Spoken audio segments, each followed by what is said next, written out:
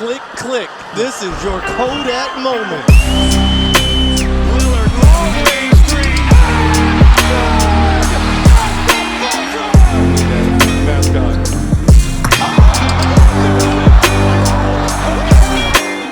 Bonjour à toutes, bonjour à tous et bienvenue sur un nouvel épisode de Beyond the Hoops.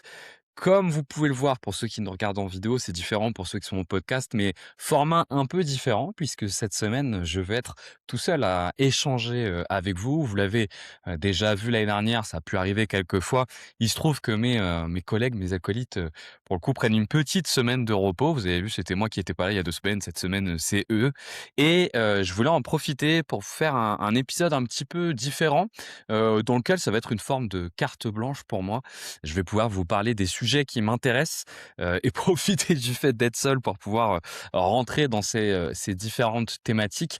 Vous l'avez vu avec le titre pour le coup de cet épisode. On va surtout parler de quelques joueurs français, 5 joueurs français dont on parle un peu moins et sur lesquels je vais vous présenter un petit peu la façon dont je voulais vous en parler. Mais avant ça, je me suis aussi dit que c'était l'occasion pour échanger un petit peu avec vous sur les différentes évolutions qu'on a eues sur la chaîne YouTube qui prend beaucoup de place maintenant. D'ailleurs, pour ceux qui sont sur YouTube et qui ne le savent pas, sachez que tous nos contenus, vous pouvez les retrouver sur les plateformes Spotify, Deezer, etc., etc. Je vous fais pas toute la liste, mais on essaye de rendre accessible notre contenu pour un maximum de personnes. Et c'est vrai que vous avez dû voir qu'il y a eu quand même quelques changements ces dernières semaines. Donc, c'est aussi l'occasion d'en discuter avec vous et d'être au clair avec vous sur un peu le sens dans lequel on veut aller, sachant que vous en avez l'habitude, le sens dans lequel on essaye d'aller est toujours un sens qui va vers vous proposer plus de contenu qualitatif et l'idée, c'est vraiment de trouver une forme de bon équilibre entre nos différents formats. D'ailleurs, on est curieux de savoir, et l'espace commentaire sert à ça sur les différentes plateformes, on est curieux de savoir ce que vous pensez des différents formats qu'on vous a proposés ces derniers temps. Je pense que vous le voyez, c'est une année un petit peu différente où on élargit notre cadre de proposition. Donc, je voulais revenir un petit peu là-dessus. Comme c'est un épisode dans lequel je suis seul et dans lequel j'ai envie de me faire plaisir, je vais évoquer aussi avec vous quelques points qui m'ont interpellé ces dernières semaines et sur lesquels j'aimerais pouvoir revenir, qui sont liés plus ou moins après de la NBA. Mais là, c'est une forme de petite carte blanche avant qu'on rentre dans le gros sujet. Puis après, on rentrera dans le gros sujet du podcast, qui est donc ces 5 joueurs français dont j'aimerais pouvoir vous parler, parce que on parle beaucoup de Wemby, on parle beaucoup d'Alexandre Sarr, on parle encore beaucoup de Rudy Gobert et de Nico Batum. On vous a aussi fait une vidéo d'ailleurs sur Zachary Zaché. Mais il y a d'autres joueurs dont on parle moins, et pour autant, on a quand même plutôt une belle année en fait côté français. Et je pense que c'est l'occasion de parler d'eux et d'échanger avec eux sur ces différents joueurs. Donc, on va pas trop prendre plus de temps avant de démarrer sur ce programme. Moi, j'ai ramené ma petite bouteille d'eau, ma petite tisane pour pouvoir être bien avec vous pendant tout ce temps. J'ai mes différentes notes là que je me suis pris sur nos différents sujets.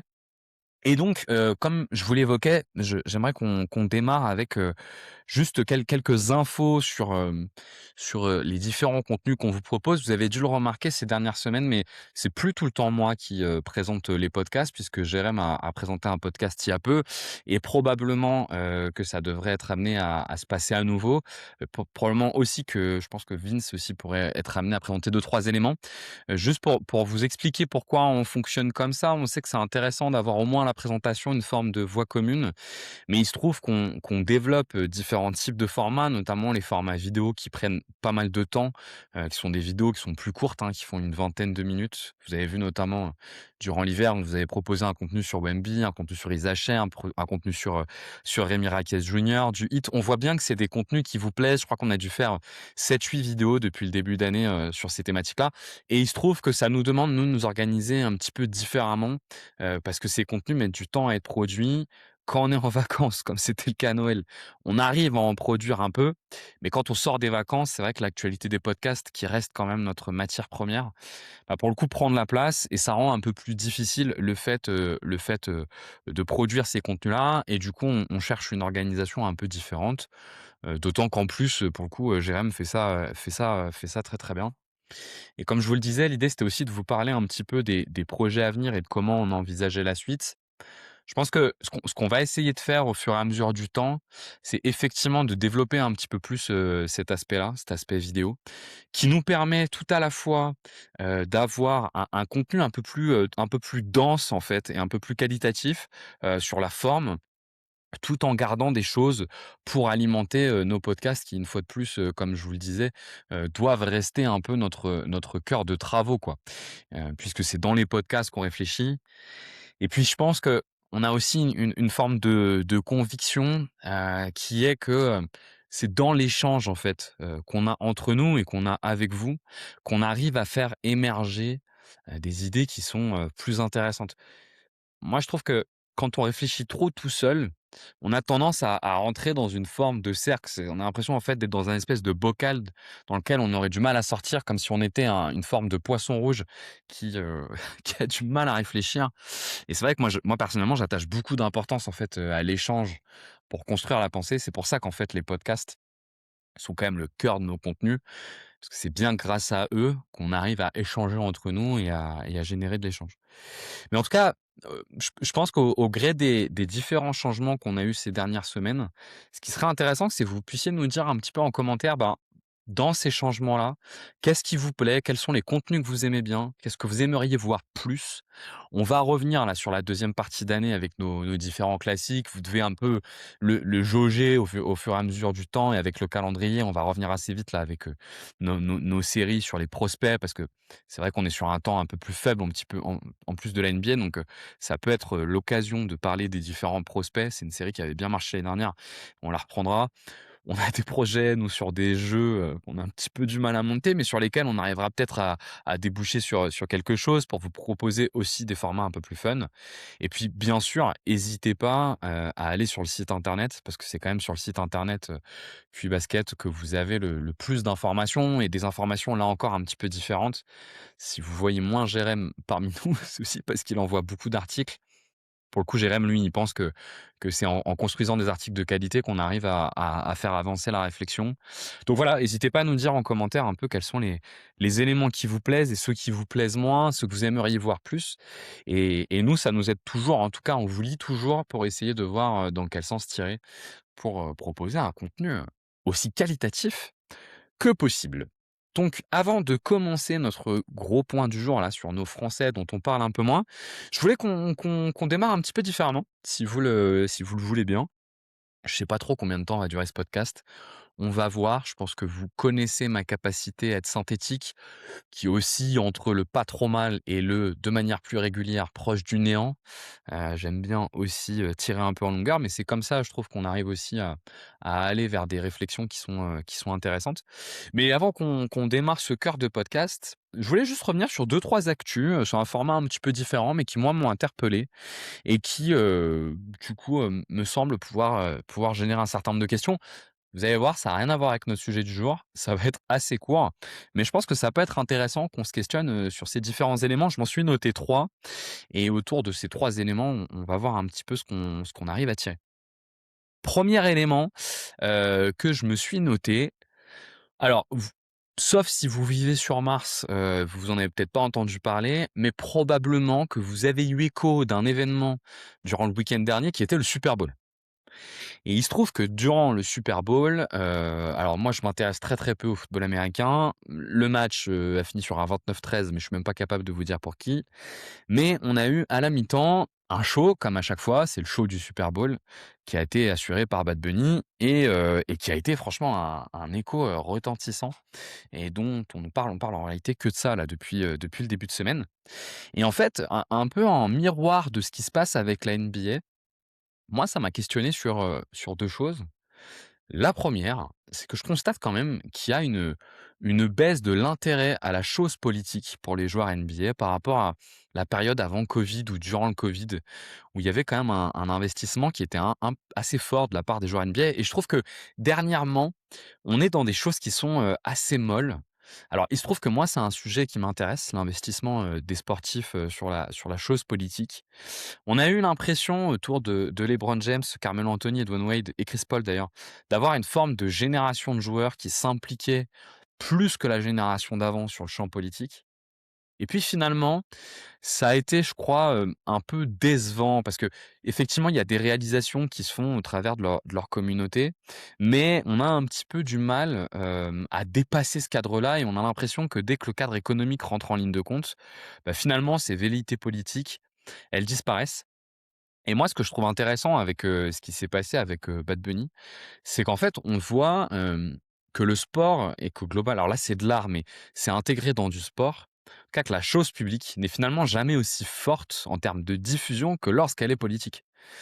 Et d'ailleurs, je pense que pendant la séquence, Black Lives Matter, on avait vu que cet investissement, ce surinvestissement politique des joueurs NBA, ben, pour le coup, générait plutôt de l'attrait. Et je me demande si, ce qui s'est passé là, une fois de plus, autour de ce Super Bowl, peut pas donner un peu une ligne directrice à la NBA et en tout cas une ligne de conduite qui est de rappeler qu'en fait, dans les ligues américaines, l'investissement politique par le sport ou par l'art, ça génère aussi de l'attrait et donc il ne faut pas en avoir peur. La NBA a un historique, assez important avec l'action politique, alors qu'il s'est coupé à d'autres moments. C'est une histoire assez conflictuelle et je pense qu'un jour, on vous en fera un contenu d'ailleurs parce que moi, personnellement, à titre personnel, c'est une histoire qui me passionne. Mais, voilà, j'espère que ça va, un peu réveiller quelques consciences et qu'on pourrait avoir un peu plus d'investissement. On voit d'ailleurs autour de Victor Wembanyama qu'il y a quand même, quelques tentatives, mais il a quand même beaucoup de mal à être suivi par les joueurs américains notamment qui sont, assez tendres. On peut penser d'ailleurs avec les derniers événements qui sont arrivés à Minnesota, la réaction d'Anthony Edwards était quand même assez légère. Enfin légère, pas au sens où il en rigolait, mais au sens où l'activisme était, relativement faible. Donc voilà, c'est un premier élément que je voulais vous partager et je suis curieux d'avoir votre avis d'ailleurs en commentaire. Est-ce que pour vous l'identité, je pense qu'on a des auditeurs plus anciens, d'autres qui sont plus jeunes. Est-ce que pour vous, il y a une corrélation entre l'identité de la NBA et l'activisme politique? Voilà, c'est quelque chose qui m'intéresse, donc je suis curieux d'avoir, votre avis en commentaire. Moi, je sais qu'en tout cas, la sensation de participer à une ligue qui avait, cette conscience politique a été pour le coup un élément qui m'a fait m'intéresser plus à la NBA qu'à d'autres sports comme le foot, par exemple, même si, je m'intéresse beaucoup au foot, mais parce que ça me plaisait beaucoup.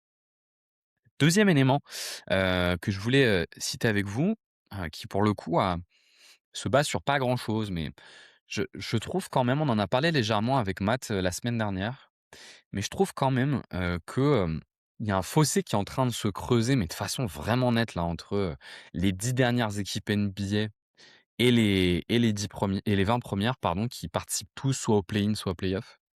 Qui fait qu'on commence vraiment à avoir un ventre bas de la NBA là, de 10 équipes qui est très faible et moi je m'insurge un petit peu contre, beh, la qualité des matchs, quoi. Tout simplement, je trouve que depuis, 2-3 semaines, on voit qu'un certain nombre d'équipes ont un peu abdiqué. On a une qualité des matchs qui est en nette baisse, parce que ça crée des dynamiques autour de ça qui sont pas très bonnes. Je pense que même les équipes bonnes, elles alternent entre des matchs compétitifs et des matchs non compétitifs. Ce qui fait que lorsqu'elles se rencontrent, le niveau est pas si bon que ça. Je pense au match qu'il y a eu cette nuit, alors moi j'enregistre dans la nuit de mardi à mercredi, mais au match qu'il y a eu cette nuit entre les Lakers et OKC qui sincèrement était d'un niveau, vraiment pas très bon. Même les matchs entre les gros sont pas très bons et je crois qu'on atteint une forme de point de rupture. Moi j'ai presque envie de mettre une alerte rouge. J'ai pas l'impression que dans le passé c'était aussi tôt. Là je trouve que ce creux arrive vraiment très tôt.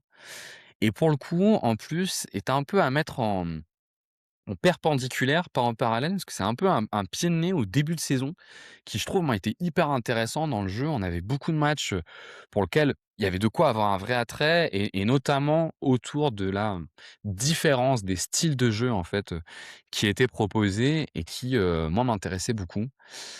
Je suis pas convaincu que la NBA peut rester longtemps, dans cette position où on aurait, allez quoi 4 mois, non peut-être pas 4 mois j'abuse, mais 2-3 mois, de NBA avec un niveau vraiment, pas intéressant et avec trop de matchs qui seraient inintéressants. Pour tout vous dire, je trouve même que c'est devenu, un peu difficile en fait de jauger les équipes tant elles ont du mal désormais à enchaîner les matchs compétitifs. Et donc, bah, voilà, donc ça m'interroge et je sais pas si vous ressentez vous aussi là cette dynamique, régressive de régression plutôt, sur la qualité des matchs depuis 2-3 semaines, qui se passe quand même avant le All-Star Game, quoi. On commence à être vraiment, vraiment, vraiment court Et voilà, ça m'interroge. Dernier point, que je voulais partager avec vous avant qu'on aille dans le vif du sujet. J'ai vu ces dernières semaines, on a fait quelques podcasts qui étaient plus des podcasts de fond, que vous étiez assez intéressés quand on vous amenait, des articles, un peu typés universitaires sur lesquels, des choses intéressantes en fait, ressortaient. Et moi j'aime bien lire, il se trouve, assez régulièrement, je vous donne ma méthode, hein, elle est assez basique parce que je sais pas toujours rechercher. Souvent, en fait, j'ai un sujet qui m'intéresse sur la NBA et en fait, je demande à ChatGPT de me sortir 5 articles, universitaires qui traitent du sujet que j'essaye de traiter et puis je lis l'article pour voir si des choses intéressantes viennent.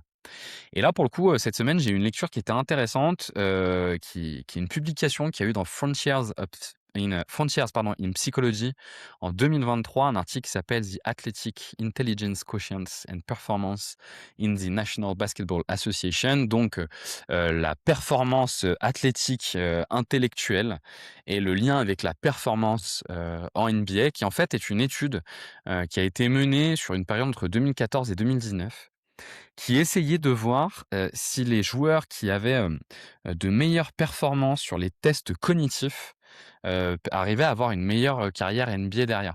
Donc les tests cognitifs, qu'ils essayaient de faire, c'était quand même essentiellement des tests un peu de visualisation spatiale, où l'athlète, en fait, devait analyser assez rapidement et organiser, les informations visuelles qu'il avait, tout ce qui est autour des temps de réaction, de la mémoire visuelle. Alors, ça peut vous paraître, ça peut vous paraître assez, basique en fait, de comprendre que les joueurs qui ont, une meilleure capacité intellectuelle, ont une meilleure carrière en NBA. Mais en fait, ce que j'ai trouvé intéressant dans cet article, c'est un peu la chronologie avec laquelle il est traité. Parce que l'article en fait, travaille entre 2014 et 2019 et un des premiers points qu'il pointe, c'est qu'avant 2014, avant qu'on mette en place ces tests cognitifs, en fait, on s'intéressait simplement soit aux dimensions athlétiques du joueur, soit, à, ses performances en université. Et dans un podcast qu'on a eu il y a pas si longtemps, on s'est un peu posé la question de quel était l'intérêt de la combine, notamment pour recruter, parce que on se disait, que finalement on va juger durant une combine les joueurs alors qu'on a un volume de matchs important pour les juger. Finalement, quel est l'intérêt de mobiliser cette combine-là? Et en fait, c'est dans cette combine qu'on peut faire ce type d'essai. Et ce que je trouve intéressant, c'est que les conclusions, donc elles sont en 2019 et on sait que le temps qu'infuse ce genre de recherche peut être un petit peu long. Et en fait, si on remarque, on a eu entre 2015 et 2020 quand même une prépondérance des hyperathlètes, pour, être draftés assez haut.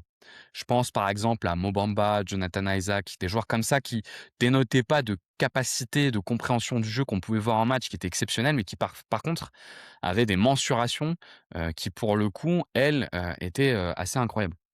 Et en fait, on voit que progressivement arrive cette dimension d'évaluation du quotient intellectuel des joueurs pour venir alimenter leur progression. Pendant longtemps, on s'est dit la progression d'un joueur, elle doit se faire, finalement assez naturellement autour, de ses capacités physiques et de notre capacité à le développer presque en post-formation. Et je trouve que cet article-là, il permet d'intégrer, une notion un peu différente qui est d'évaluer le potentiel intellectuel d'un joueur pour pouvoir, derrière, le développer.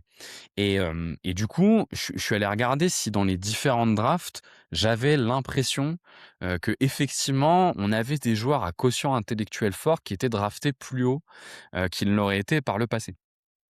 Et ben, sur la draft de cette année, moi, j'en ai quand même eu quelques-uns, que j'ai vu être draftés, plus haut. Je pense à Cédric Howard, qui est comme un joueur que je trouve, en tout cas, m'a l'air d'avoir une compréhension du jeu qui est vraiment intéressante. Je pense à Derrick Queen, qu'on aime bien, qui est un joueur qui là aussi, montre ces qualités-là. Je pense à Hansen Yang, qui a montré, des capacités de compréhension et de réactivité qui sont assez cool. Colin Murray-Boyles, mais là, c'est un peu différent. Quoique Colin Murray-Boyles, on peut quand même se demander si c'est pas aussi lié à ces éléments-là. Et puis, tout simplement, l'année dernière, si vous prenez, les joueurs qui ont été draftés assez haut l'année dernière, qui était une draft assez faible, mais Zachary Zaché, tout simplement, hein. Zachary Zaché est comme un joueur qui se qui se met en valeur par cette capacité, ce quotient intellectuel, en fait. Et donc je me demande, voilà, s'il y a pas une forme de bascule qu'on n'aurait pas vue dans les drafts, autour de, ces analyses-là qui commencent quand même à avoir maintenant alors l'article a été publié en 2023, on peut estimer que les franchises NBA connaissent depuis 2020 à peu près, en tout cas, cette voie de corrélation. Et donc voilà, je trouve ça intéressant, donc je vous mettrai l'article dans la zone commentaire et hésitez pas à aller le regarder, si ça vous intéresse. Voilà, on a pris un petit temps pour, parler de ces 2 choses dont je voulais vous parler, l'évolution de la chaîne et puis les différents, éléments qui sont liés, aux choses qui m'ont interpellé ces derniers temps. Et on va pouvoir rentrer dans le vif du sujet, à savoir, l'évaluation de 5 joueurs qui sont, des petits Frenchies. En fait, ce que je me suis dit, c'est que on a tendance à beaucoup parler, comme je vous l'ai dit en intro, de nos grands classiques quoi, Wemby, Risa Shea, Rudy Gobert, qui sont quand même les 3 grands classiques et on parle un peu moins d'autres joueurs, alors qu'on a quand même la chance, d'avoir une génération, bah, assez forte en fait, côté français et on a pas mal de jeunes joueurs qui ont intégré la ligue cette année ou dans les 2-3 dernières années et je me suis dit que ça pouvait être un bon moment pour faire un point, sur ces joueurs-là. Donc je vous les cite, non je vais pas vous les citer, vous allez les découvrir au fur et à mesure du podcast. Ça sera un petit peu plus fun. Mais donc on a différents joueurs à regarder et à chaque fois ce que j'aimerais faire, c'est pouvoir vous rappeler un petit peu au moment de leur draft, vers quel type de profil on était, sur quel type de profil on était et qu'est-ce qu'on attendait d'eux. Et puis, ensuite voir, bah, tout simplement, qu'est-ce que ça donne, pour l'instant? C'est-à-dire, est-ce que c'est encourageant, rassurant?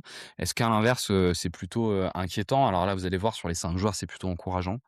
Et puis on se posera une question à chaque fois, je pense en fin de présentation de joueurs. La question, ce sera de se dire: comment on peut se projeter sur, effectivement, l'avenir de ce joueur-là en NBA, mais surtout l'avenir en équipe de France? Parce que pour ceux qui me connaissent un petit peu plus, je fais pas mal de contenu sur l'équipe de France, durant l'été sur Twitter.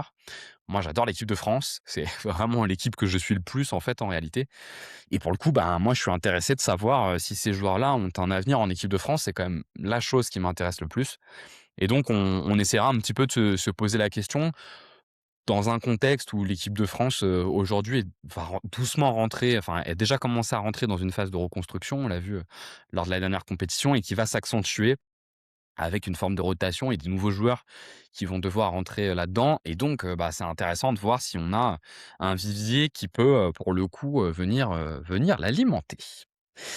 Du coup, je vais boire un petit coup et puis je vous propose, qu'on démarre avec notre premier nom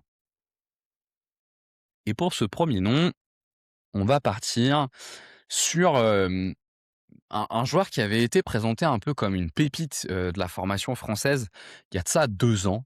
Un meneur de jeu, pour le coup. Alors vous allez déjà commencer un petit peu à dessiner le joueur, mais qui était arrivé avec pas mal de questions parce qu'on avait eu des meneurs de jeu français qui avaient été formés. Je pense notamment, à 3 d'entre eux, c'est Théo Malédon, Franck Ntilikina et Killian Hayes, qui pour le coup n'avaient pas eu de succès en NBA et on s'était dit: «Ah lui, il y a un truc un petit peu différent» et pour le coup, il a été drafté, cette année par les Nets. Il a 19 ans. C'est Nolan Traoré qui est donc arrivé aux Nets, l'été dernier, dans le cadre de sa draft. Je vais vous retrouver, combien il a été drafté, parce que je me le suis pas noté dans mes notes. Il a été drafté, notre cher Nolan Traoré, un petit peu loin de mémoire, je ne le retrouve pas. Si, voilà, c'est bon. Il a été drafté 19e dans un contexte un petit peu particulier parce que les Nets, ont drafté en réalité, beaucoup de meneurs de jeu. Déjà plus haut que lui, ils ont drafté, Egor Demin, sur lequel on va revenir, le Russe, qui pour le coup, a clairement été mis dans des dispositions qui lui sont favorables en étant, très régulièrement, titulaire et il s'est retrouvé en tout cas dans un roster qui, avait beaucoup de meneurs de jeu, ce qui était, à minima questionnant quoi. Je veux dire, sur la capacité qu'il peut avoir à s'imposer à terme dans cette équipe. Mais donc, comme on se l'est dit, on va d'abord revenir un petit peu sur le profil de Nolan Traoré et sur, ce à quoi on s'attendait avant qu'il rentre en NBA. Nolan Traoré, c'est vraiment, une pépite, de la formation française, qui a explosé à Saint-Quentin il y a maintenant, 2 ans. Alors je ne sais pas si vous l'avez en tête, mais dans un run de fin de saison, peut-être même de début de play-off, il avait été très performant au scoring, notamment contre l'Asvel, alors qu'il avait à ce moment-là que 16-17 ans et on avait en fait, jamais vu en fait en JP Elite un joueur aussi jeune avoir autant d'influence et à la fin de cette année-là, il était voulu par les 3 gros clubs en fait français, l'AS Monaco, l'Asvel et le Paris Basket. Mais il se trouve, qu'il avait, pour le coup, après, de nombreuses hésitations, si on en croit en tout cas ce qu'on nous avait dit, mais il avait pour le coup, décidé de rester à Saint-Quentin et donc de préférer, se développer individuellement plutôt qu'aller découvrir les grandes compétitions européennes. Sachant que c'est un choix qui est un peu similaire à ce qu'avait fait Victor Wembanyama qui avait choisi plutôt, d'aller au Paris Basket plutôt que rester à Lasvel. Probablement, en fait, pour avoir toute la semaine pour travailler individuellement, parce que le problème de l'Euroleague, c'est que c'est un tel rythme que c'est, tout simplement difficile, en fait, de se préparer durant le reste de la semaine. Et d'ailleurs, je me pose la question, de si Saint-Quentin n'avait pas joué quelques matchs en Ligue des Champions. Ouais, c'est ça. Saint-Quentin avait joué quand même en Ligue des Champions, donc il avait eu les 2, mais sur un rythme qui était probablement moins intense, qu'était l'Euroleague. Et pour le coup, sa deuxième année, elle était non pas plus faible, parce que c'était quand même un peu mieux, mais on n'avait pas eu l'explosion qu'on attendait. Certains, se disaient que peut-être que Nolan Traoré allait complètement exploser et devenir, en fait, un meneur majeur du championnat de France. Ça a été le cas, mais on avait vu quand même, 2-3 limites, qui posaient question. Et alors justement, au moment où il arrive en NBA, ce qui est intéressant, c'est de voir un petit peu qu'est-ce qu'on avait identifié, dans ce contexte-là. Moi, c'est un joueur que j'avais pas mal regardé. Clairement, le premier élément qui était marquant avec Nolan Traoré, c'était sa vitesse. C'est un joueur d'1,93 m quand même assez costaud, qui a un premier pas qui est intéressant. Mais cette vitesse, moi, je pouvais parfois avoir l'impression, qu'elle était, un peu surévaluée. Parce que certes, il allait vite, mais je ne retrouvais pas non plus, la dimension athlétique qu'on peut retrouver pour le coup chez certains meneurs NBA. En fait, je pense qu'il y a une très grosse différence aujourd'hui entre les qualités athlétiques des meneurs américains et les qualités athlétiques des meneurs européens et c'est principalement là-dessus que se fait la différence. Et en fait, si vous avez un shot making qui est pas, élite, si vous vous retrouvez pas avec un premier pas qui est vraiment démentiel, et ben, en fait, on se rend compte qu'assez rapidement, vous avez du mal à vous imposer. Et pour moi, Nolan, il rentrait un peu là-dedans, à savoir un joueur qui effectivement, avait un premier pas intéressant, mais qui n'était peut-être pas élite. Tout ça dans un contexte où il avait un tir qui était pas stabilisé et d'ailleurs on va revenir dessus, mais qui s'est pas forcément stabilisé depuis. Mais la contrepartie qu'on avait avec ça et c'est probablement pour ça que ça reste un joueur, drafté, 1er tour, c'est qu'on a une capacité à attaquer le cercle chez Nolan Traoré qui avait été pour le coup clairement identifiée. Capacité à jouer sur plusieurs rythmes déjà dès 16-17 ans, ce qui est assez fou et qui lui permettait d'attaquer le cercle avec, pas mal de facilité. L'autre point qui était noté comme étant positif, c'est sa taille et puis le dernier, c'est que c'est quand même un vrai meneur de jeu en fait, hein, tout simplement et on sentait une capacité à organiser le jeu, pour le coup à Saint-Quentin, qui était intéressante, quand bien même il avait tendance à perdre un peu trop de ballons. Mais bon, quand vous êtes sur un joueur de 17 ans, de perdre un peu trop de ballons, en fait, on va un peu plus s'intéresser à cette espèce d'impression générale, qui est que le joueur est en capacité soit de gérer le tempo plutôt correctement, soit à certains moments, d'avoir des manipulations de défense qui sont intéressantes et on s'était plutôt concentré, là-dessus. Dernier point qui était un peu, pointé comme une limite, je sais pas si je l'ai cité, mais c'était la défense. Mais autour de la défense, moi, ce que je trouvais, c'était qu'il y avait des problématiques d'implication défensive, bien plus que de capacité physique, parce que pour le coup, les capacités physiques, elles sont là. Il est assez grand, 1,93 m, 95 comme je l'ai dit, et une bonne vitesse, plutôt en plus tonique du haut du corps. Donc, ça devait lui permettre pour le coup d'exister en fait sur cette partie physique. Et donc, on a son arrivée en NBA qui a été un petit peu compliquée au début parce que pas de temps de jeu tout simplement.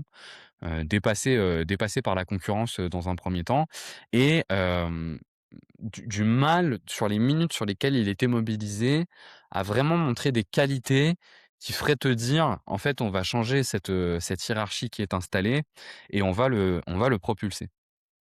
Mais il se trouve, que Nolan, depuis, 7 matchs maintenant, si je dis pas de bêtises, en tout cas depuis le match contre Denver qui devait être fin janvier, et ben, il est rentré dans le 5 majeur dans un premier temps parce que Igor Demin n'était pas disponible et donc il a dépanné dans le 5 majeur. Mais il se trouve qu'il a été plutôt bon, assez vite durant cette période et que, quand Demin est revenu, il est resté dans le 5 et on le voit de plus en plus associé à Igor Demin et en fait, ce qu'on voit avec Nolan Traoré, Bah, c'est que c'est pas mal en fait, hein. Faut quand même reconnaître que, sur les 2 dernières semaines, moi j'ai pas mal regardé les Nets pour, justement, me focus un petit peu sur lui et je trouve ça plutôt intéressant et je vais essayer de vous expliquer un petit peu, pourquoi, ce que je vois depuis le début de saison et pourquoi je trouve ça intéressant. Sachant que moi j'ai toujours un petit peu de limite sur ces joueurs qui jouent dans des équipes qui sont assez faibles parce que, ces joueurs-là, ils ont beaucoup de possessions qui sont à -20, -25 et l'implication globale de l'équipe adverse à -20, -25, elle a tendance à descendre et du coup, je trouve que c'est toujours assez difficile de jauger ces joueurs-là. C'est pour ça, par exemple, que j'ai du mal à jauger Alex Sarr et Bilal Koulibaly parce qu'ils jouent beaucoup dans ces contextes-là et que moi, je trouve ça assez difficile, en fait, de juger les joueurs là-dedans. Bon, quand bien même, j'ai essayé de faire ce travail-là et de voir un peu, ce que j'arrivais à noter sur ces dernières semaines. Premier élément que je me suis noté, et c'est probablement un élément qui le stabilise en fait dans cette équipe, c'est que quand bien même je suis pas en grande confiance sur son tir extérieur, il y a sur ces deux trois dernières semaines une forme de stabilisation de son efficacité au tir, qui lui permet, d'exister un peu quoi qu'il arrive. Une des difficultés qu'a Nolan depuis le début de saison, c'est qu'il a une efficacité au tir qui est très faible, hein. Il est 16e pourcentile, chez les meneurs. C'est vraiment, vraiment très, très bas et donc il avait besoin de stabiliser. Alors c'est pas très grave parce qu'il est dans une équipe qui cherche plutôt du développement, mais il avait quand même besoin de stabiliser un minimum de tirs pour, mériter ses minutes. Je pense qu'il y a un peu une notion de mériter ses minutes et effectivement, pour le coup, durant cette période, il a tendance à les stabiliser, notamment sur le tir à 3 points. Pour autant, je suis pas spécialement confiant sur son tir. Je trouve que la mécanique, elle est en fait, c'est étonnant. Sa mécanique, elle est pas régulière. Il a des fois, vous regarderez les matchs, mais il y a des fois où en fait, il pousse énormément vers l'avant quand il tire à 3 points et d'autres fois où il est très droit. Ce qui est quand même un peu embêtant, pour un joueur de NBA, même s'il va bientôt avoir 20 ans, enfin 19 ans, que la forme soit pas stabilisée. Parce que souvent, en fait, ces formes qui sont non stabilisées, moi, je trouve que ça se traduit beaucoup dans le pull-up et dans un manque de confiance dans le pull-up. Si vous voulez, quand vous avez des appuis qui sont très solides et très réguliers, vous allez avoir beaucoup de confiance dans votre tir en suspension. Et à l'inverse, quand c'est moins le cas, bah, vous avez moins de confiance dedans. Et c'est vrai que ce qu'on voit avec Traoré aujourd'hui, c'est que toutes les équipes, elles peuvent passer sous l'écran parce que sa confiance dans son jump shot, elle est assez faible. Et je pense que ça peut venir, ça peut venir, venir de là. Moi, ce qui me plaît, ces dernières semaines, dans ce que je vois sur Traoré, c'est qu'il y avait un premier élément qui était gênant quand même sur le début de saison, c'est qu'il y avait beaucoup de séquences où en fait, il a sur des lectures de jeu assez simples, il faisait des erreurs. C'est-à-dire sur des passes presque de transition, il avait tendance enfin de transition dans les possessions, il avait tendance à se perdre un petit peu et à perdre des ballons, assez bêtement. D'ailleurs, son turnover percentage est très, très haut, hein. Il est à 16 de turnover percentage, 14e percentile, chez les meneurs de jeu avec quand même 20 minutes de temps de jeu de moyen. Donc c'est quand même pour le coup assez important et moi je trouvais que c'était un peu embêtant quand même, quoi. Alors, c'est pas très grave parce qu'on est sur un joueur jeune et qu'on sait que ces choses-là, il devrait être en capacité de les gommer avec le temps. Mais quand même, c'était assez notable et je trouve que là-dessus, bah, il y a énormément de progrès, en fait. Il y a énormément de progrès et je trouve qu'avec, Demine, il fait plutôt un bon poste 2 parce que il a déjà réussi à progresser dans la continuité du jeu. Vous savez, vous avez ces joueurs qui vont avoir, tendance à arrêter le jeu dès qu'ils reçoivent la balle parce qu'ils ont une incapacité à totalement se situer dans l'espace et à comprendre ce que le jeu demande. Et ben, je trouve qu'en fait, en 3 mois, Traoré, il a vachement progressé là-dessus et on a déjà plus cette sensation qu'il arrête le flot des attaques. Et ça, c'est intéressant et ça se traduit dans un deuxième élément, c'est, ses attaques de cercle. Sur les attaques de cercle, clairement, on a une bascule. On avait un joueur dans un premier temps qui, avait cette capacité à passer l'épaule, notamment, quand il attaque à gauche. C'est un droitier et sur l'attaque à droite, c'était un peu moins étonnant, mais même à gauche, il a cette capacité à passer l'épaule parce qu'il est vraiment, en fait, assez explosif et d'ailleurs, peut-être que je m'étais trompé, peut-être qu'en fait, sa vitesse, elle est, peut-être pas élite, mais elle est peut-être pas simplement bonne, elle est peut-être déjà très bonne. Mais il avait tendance en début de saison à souvent être bloqué par un mur, il comprenait pas complètement les défenses et du coup là encore il altérait la continuité du jeu parce qu'il passait cette épaule, mais il savait pas trop quoi faire derrière et ça occasionnait beaucoup de manquements en fait, ça a occasionné beaucoup de manquements en fait, dans ses short mid notamment, qui avait du mal à rentrer alors que c'est un joueur qui est censé avoir plutôt un bon flotteur. Et en fait, au fur et à mesure du temps, ça encore, ça s'est débloqué. Il est quand même à 31 de fréquence au cercle, 84e pourcentile chez les meneurs de jeu. Donc il arrive beaucoup à aller au cercle et il a un combo, je trouve, puissance, rapidité et surtout les 2 mains, qui lui permet, vraiment, d'aller au cercle avec un gros volume, en fait. Et normalement, on avait vu en jeune qu'il avait ce petit flotteur qu'on commence à le voir, remobiliser, qui est intéressant. Mais au-delà de ce flotteur, je trouve tout simplement que quand il accède au cercle, bah, il a une bonne agilité pour contourner le contact et finir quand même. Et donc, on se retrouve avec un slasher qui a quand même, un premier pas de très haut niveau, une capacité à se situer vers le cercle qui est en progrès, une finition des 2 mains et une capacité à éviter le contact.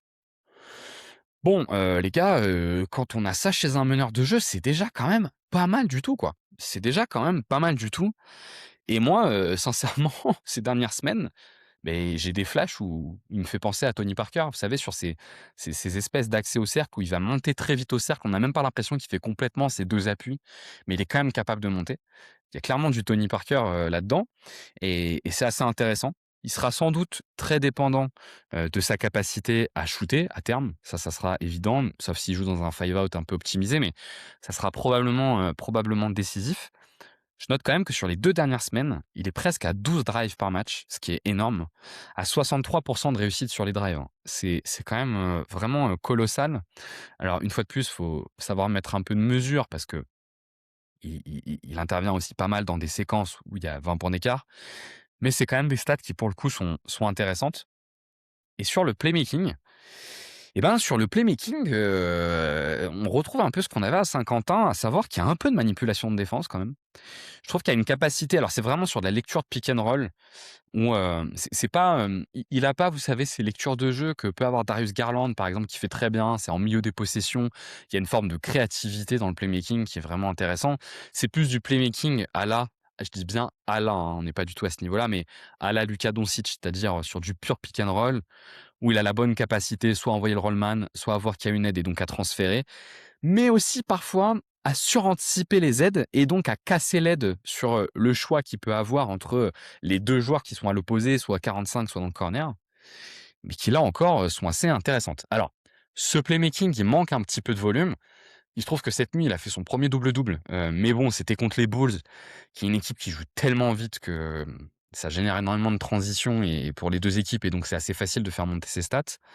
Il manque un petit peu de volume, sur le playmaking, mais ma foi, bah, c'est déjà, pour le coup, assez intéressant et moi, je suis plutôt rassuré, en fait, par ce que je vois autour de Traoré et j'ai envie d'en voir plus, pour le coup.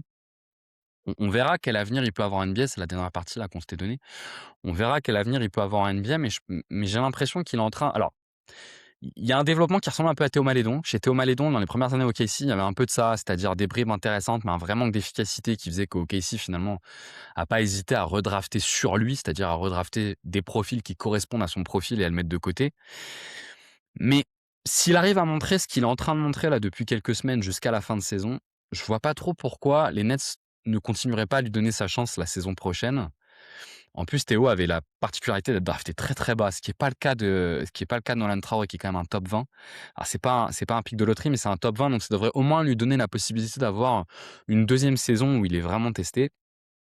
Et donc sur la projection, équipe de France, et ben, sur la projection équipe de France, et ben, moi, je suis plutôt rassuré, en fait. Alors que j'étais assez inquiet pendant un moment.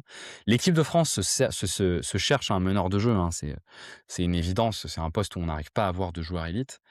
Bon, déjà, il est très, très jeune. 19 ans, c'est hyper jeune. Sauf erreur de ma part, il y a pas de compétition d'équipe de France, l'été prochain. Ça sera l'été d'après. Donc, il va avoir l'été pour se développer et encore une saison, ce qui devrait l'amener, la saison d'après à être dans la bataille à minima avec Théo Malédon qui devrait, progressivement prendre la place et commencer à prendre des minutes.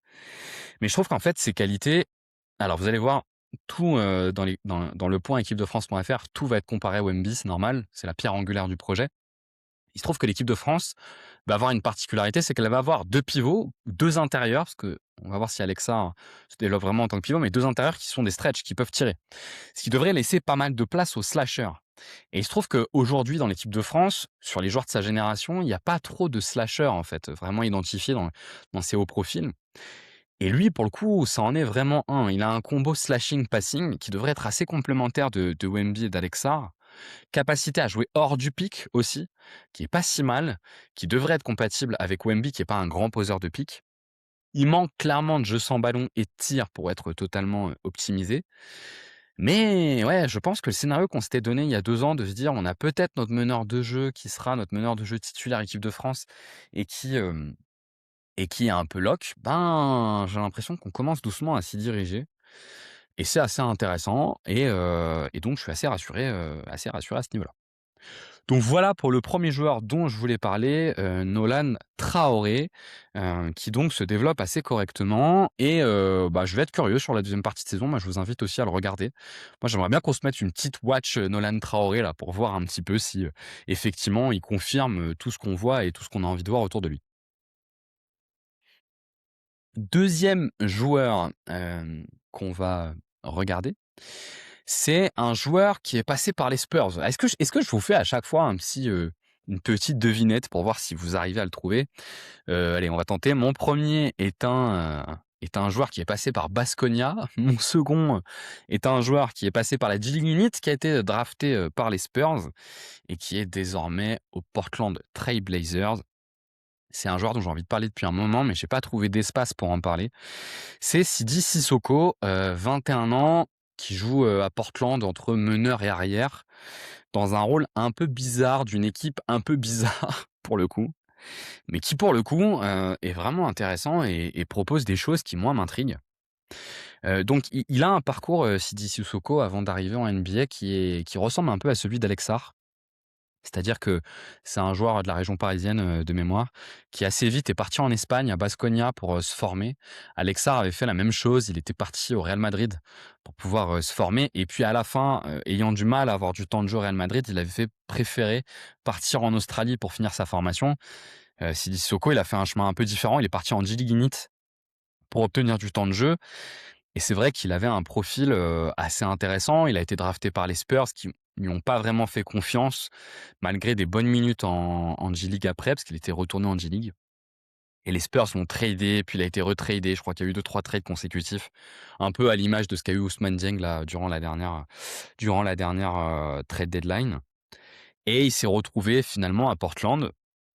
Ce qu'on avait vu en tout cas dans les premières briefs, moi je vais pas vous mentir, je l'ai pas vu ni à Baskonia ni en G League. Pour le coup, je suis pas capable de vous dire, mais ce qu'on avait vu pour le coup, plutôt aux Spurs dans les quelques minutes, c'était, un potentiel physique qui était vraiment la base du projet.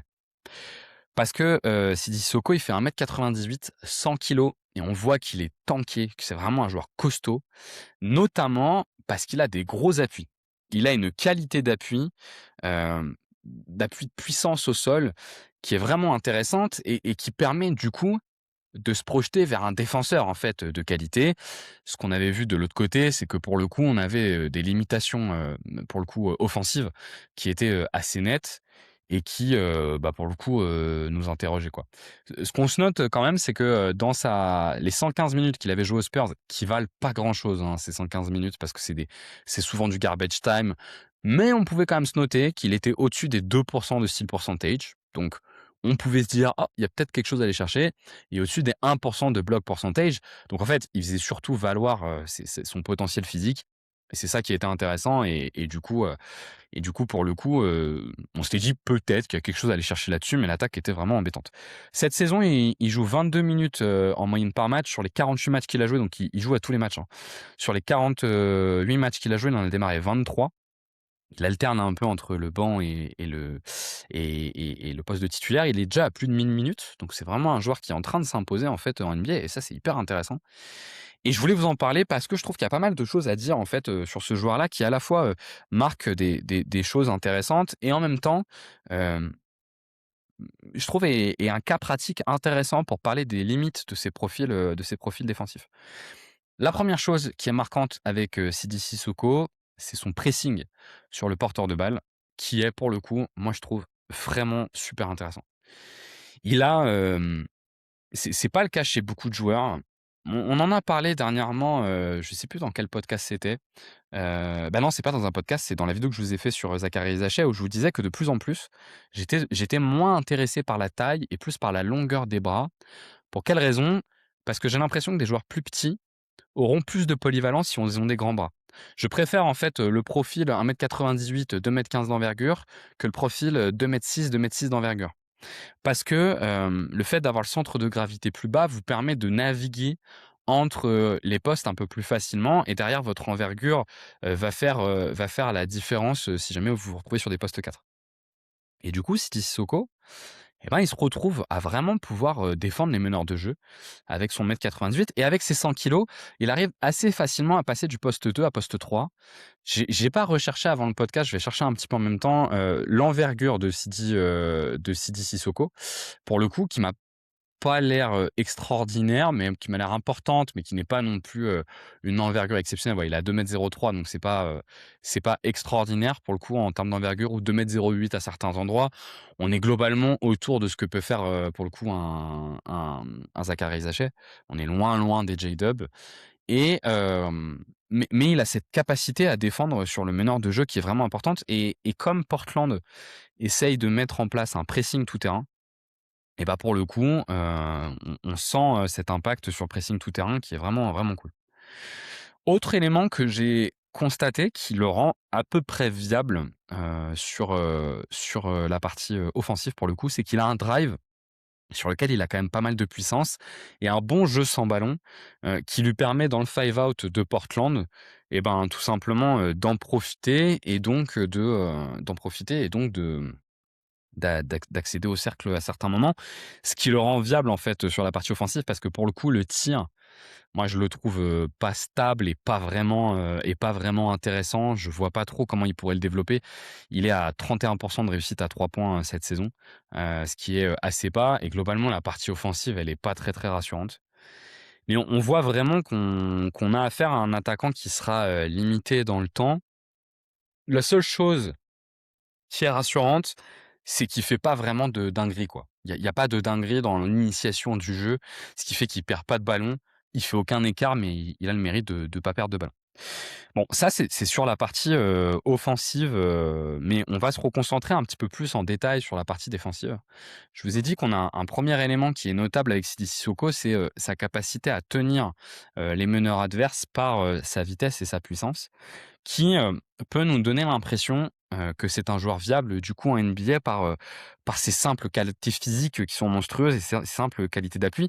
D'autant qu'il y a un autre point qui est intéressant avec lui, c'est qu'il a une capacité à prendre de la place qui est vraiment de bon niveau. Je trouve que ça se voit sur 2 éléments, ça se voit sur ses aides qui sont plutôt pas mal et ça se voit aussi sur toutes les séquences où il a besoin d'utiliser l'entièreté de son corps pour gêner l'attaquant. Je pense notamment aux séquences de contre-attaque où il doit freiner une contre-attaque, où là, en fait, bah, il a des bonnes mains pour sentir le truc et toucher la balle quand il est sur des situations de 1 contre 2 et aussi les séquences où il est débordé par son meneur de jeu, par le meneur de jeu qu'il doit tenir et où il doit un peu couvrir le pop et là, encore une fois, l'utilisation de son corps est vraiment, vraiment de qualité. Et donc autour de ça, je me pose quand même la question de sa viabilité à moyen terme parce que je me rends compte que, le problème, c'est qu'il coche pas les autres cases du, joueur de devoir, qui prend de la place dans un effectif. En fait, Sidi Sissoko, il pourrait dans un contexte un peu, idéal, faire penser à une forme de Josh Hart. C'est-à-dire, un gars défensivement assez polyvalent, qui pourrait peut-être développer un peu de connecting. Moi, ce que je vois avec Sissoko, c'est que sa compréhension globale du jeu doit lui permettre de développer du connecting, si c'est nécessaire. Mais Josh Hart, il ajoute, un autre élément, c'est tout le hustle en fait, où il est très, très fort. Donc, la capacité notamment à aller chercher des possessions supplémentaires, où il est très, très fort. Et j'ai l'impression que pour l'instant, je vois pas chez Sidi Sissoko cette capacité à aller gagner la bataille des possessions, parce que son activité au rebond, elle est assez faible et je vois pas spécialement de joueurs qui se différencient par sa capacité à aller au rebond. Et je crois que sur des profils comme lui, on pourrait avoir une vraie capacité à se projeter dans le temps si en fait ils sont élites sur la bataille des possessions. Et je dis bien élite, je dis pas simplement fort. Parce que Sidi Sissoko, sur la bataille des possessions, il est intéressant aujourd'hui. Il n'est pas encore dans le cadre du fort et il est très loin de élite. Et là, j'ai un peu du mal à voir sa viabilité à terme. C'est assurément un joueur intéressant. C'est assurément un joueur de qualité. On va en parler d'ailleurs pour l'équipe de France. Mais je serais intéressé de voir s'il arrive à développer cet aspect-là de gain des possessions pour aller chercher un volume de minutes qui est plus intéressant. D'autant qu'en plus, il a beau être en tête en défenseur du point d'attaque, donc sur la ligne de devant, il n'a pas non plus la capacité à se projeter en contre-attaque et à mettre en valeur les stops qu'il ferait en étant fort en contre-attaque. Parce que vous pourriez avoir un joueur qui est fort sur la défense du point d'attaque et qui, en plus de ça, vient ajouter de la transition. Et en ajoutant de la transition, on se dit, bon, ok, il n'est pas très fort au playmaking, le tir n'est pas très bon, il n'est pas spécialement bon dans la bataille des possessions, mais bon, il ralentit beaucoup l'attaque adverse. Et en plus, derrière, il est capable de se projeter en contre-attaque et de finir. Plus ou moins ce qu'on peut avoir l'impression d'avoir avec Rizaché d'ailleurs. Même si finalement la défense du point d'attaque, elle est peut-être pas si bonne que ça. Et pour le coup, le tir est plus intéressant que Sissoko. Mais en fait, avec Sissoko, on n'a pas ça. Et donc, c'est un joueur encore jeune. Et là, je crois que c'est des axes de développement assez forts en fait sur lesquels aller. Je sais pas trop dans ces cas-là si c'est plutôt au coaching staff de le faire ou si c'est plutôt à l'entourage du joueur. Mais je serais intéressant de voir s'il arrive à le faire. Et donc, moi, à mon sens, son avenir en NBA à Sidi Sissoko, il est possible s'il arrive justement à aller chercher ce profil défensif en fait plus complet. Et donc, ne pas être simplement un profil défensif, mais devenir de facto un profil de joueur qui vient gagner des possessions. Et je crois que sur ces profils-là, on va parler d'un autre joueur français derrière, je crois que c'est cet aspect-là, en fait, qui pour les role-players défensifs va faire la différence. Je me demande si les role-players défensifs vont pas passer de role-player défensif à role-player, je fais gagner des possessions. Et c'est peut-être ça la transformation qu'on va avoir et qu'on commence à avoir en NBA et dans laquelle il faut qu'il arrive à s'inscrire. Pour ce qui est sur la partie équipe de France, il se trouve que ouais, sur les profils comme lui, il y a pas mal de monde. En fait, il y a Bilal Koulibaly qui ressemble un peu à son profil en mieux. Il y a Zaccharie Rizaché qui ressemble à son profil en plus complet, peut-être un peu moins fort sur la défense du point d'attaque, même nettement moins fort. Zaccharie est nettement moins fort que Sidi Sissoko sur la défense du point d'attaque, mais plus complet défensivement. Et donc, peut-être que là encore, il va avoir du mal à aller chercher ses minutes. Mais je crois que là aussi, pour l'équipe de France, si jamais il arrive à avoir un profil de gain de possession qui est assez fort, eh ben, on pourrait avoir un joueur qui peut s'inscrire dans ce projet-là. Euh, Même si je suis peut-être plus, on va dire, plus circonspect que pour les autres joueurs. J'essaie de me remettre juste la liste. En fait, le problème que vous avez en équipe de France, c'est que vous n'avez pas trop de besoin d'aller chercher des profils défensifs, parce que les profils défensifs, généralement, vous les avez. Et ce que vous avez besoin, c'est plutôt des profils défensifs qui auront également un apport offensif.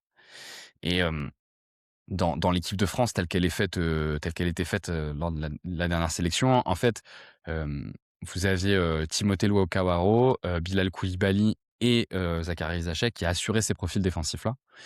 Et je suis pas sûr qu'ils soient capables de s'insérer là-dedans, en fait. Mais par contre, il pourrait s'insérer là-dedans s'il arrive à aller chercher la dimension peut défendre de 1 à 4 et peut gagner des possessions. Et là, je crois que ça pourrait devenir, pour le coup, un profil intéressant pour notre équipe de France. Mais bon, quand même, notez que Sidi Sissoko, c'était pas forcément attendu, c'est quand même imposé en NBA cette saison, dans une équipe qui a la bataille pour le play-in, qui est une équipe intéressante, très défensive, et bah ça a le mérite d'être noté. Je continue à boire, hein, par moment, parce que pour le coup, ça fait un long monologue.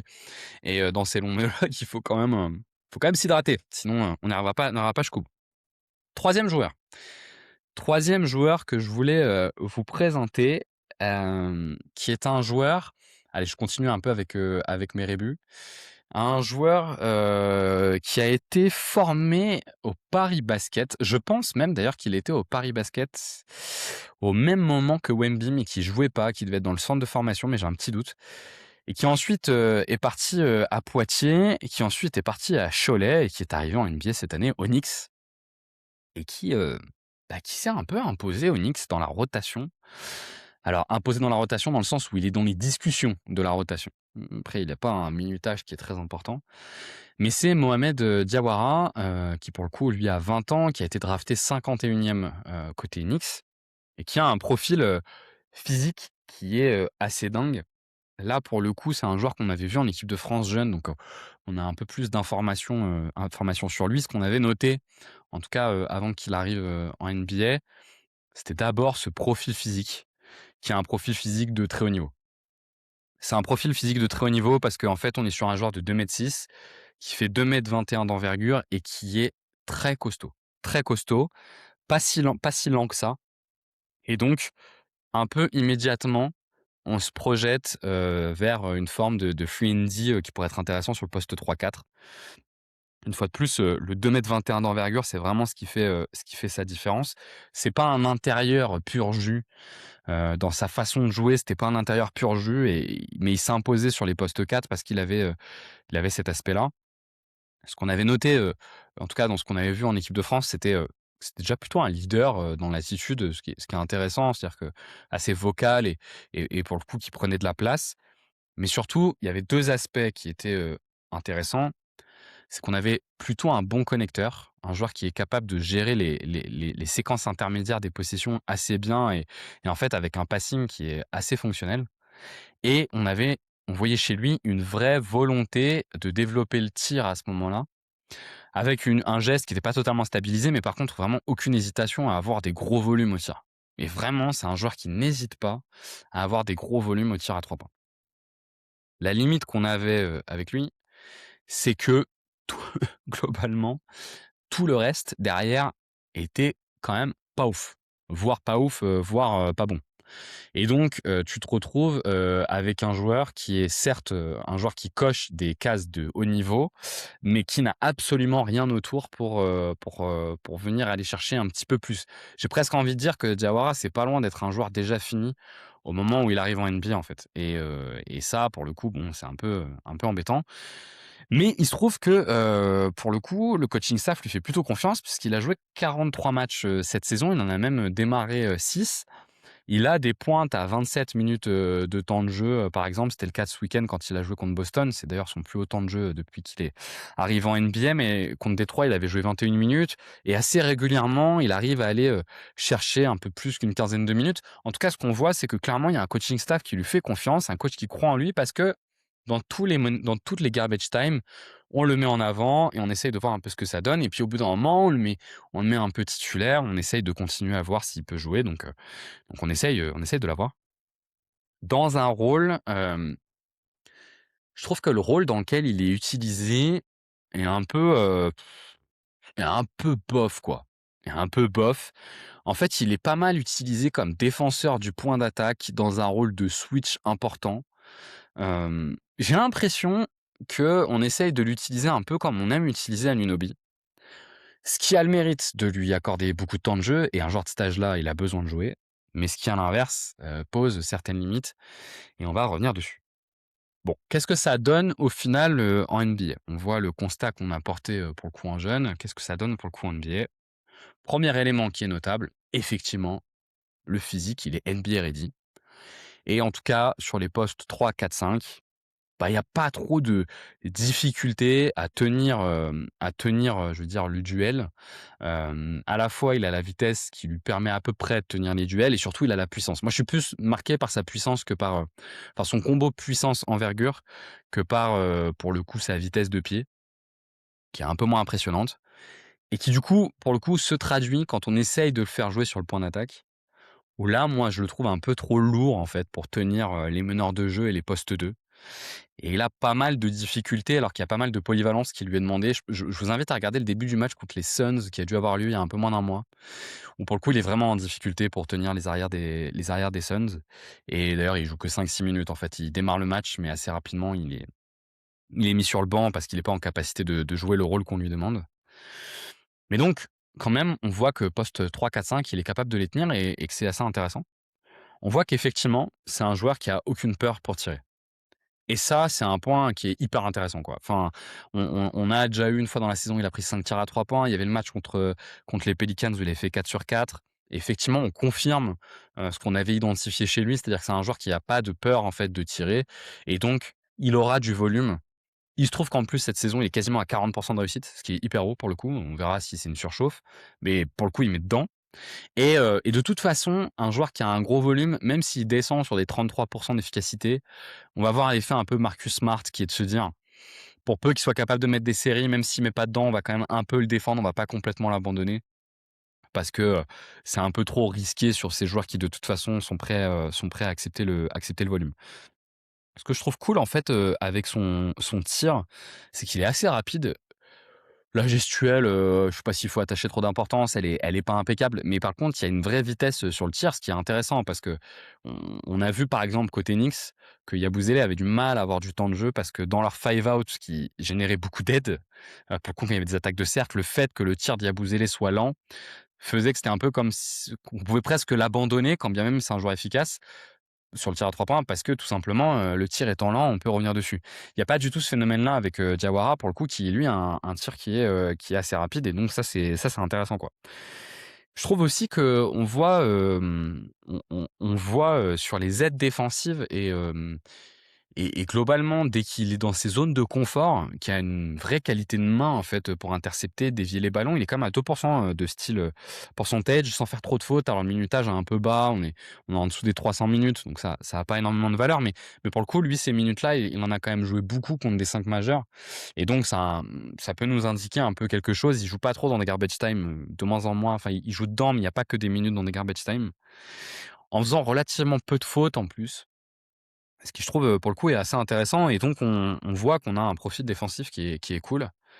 Hem, offensivement, le seul truc que je vois en plus de son tir qui est intéressant, c'est que, il a une capacité à utiliser son physique pour se rapprocher du cercle. Il a pas de premier pas, il a pas cette pose de dribble qui lui permettrait d'attaquer le cercle, mais par contre, il a un peu de puissance et je vous voyais, on vous a parlé il y a pas longtemps de Dillon Brooks. Dillon Brooks, il a un peu ça, c'est-à-dire que il est pas très rapide, il est pas vraiment capable d'aller au cercle, mais par contre sa puissance lui permet d'aller chercher beaucoup de short mid et en allant chercher beaucoup de short mid, bah, en fait, cette saison, on voit qu'il est viable et qu'il est presque même intéressant offensivement. Et je me demande si Diawara, il pourrait pas un peu développer là-dessus parce que pour le coup, on voit bien qu'à côté de ça, il y a un vrai manque de technique, qui rend difficile pour lui, la capacité à punir en fait, les mismatchs et on peut quand même se poser la question, la viabilité d'un joueur aujourd'hui en NBA s'il est pas capable de poser les de pardon, de punir les mismatchs. Je trouve que dans le profil de joueur, moi, il me fait un peu penser à Trevor Ariza. Je sais pas si vous vous rappelez de Trevor Ariza, probablement que oui, hein, qui a joué aux Lakers, puis surtout qui a joué à Houston dans l'équipe de James Harden. Il a un peu les mêmes qualités, les mêmes défauts que Trevor Ariza, à savoir que c'est un bon défenseur, polyvalent, il a peut-être pas l'intelligence défensive de Trevor Ariza, mais Trevor Ariza, il avait un vrai problème, c'est que sorti de son tir, il était incapable d'attaquer les mismatchs, ce qui était pas trop gênant à son époque, mais qui le serait plus aujourd'hui. Et donc je pense qu'il a vraiment intérêt à essayer d'aller chercher là cette efficacité dans les short mid pour punir quand même, les aides. Bon alors après s'il reste à 40 à 3 points, il y aura moins le sujet, mais ça pourrait le rendre viable à terme et je trouve que lui aussi, il nous questionne un peu sur les joueurs qui intègrent en NBA, c'est-à-dire, on est-ce qu'être un bon défenseur, poste 3-4-5, bon shooter, aujourd'hui ça suffit pour jouer en NBA?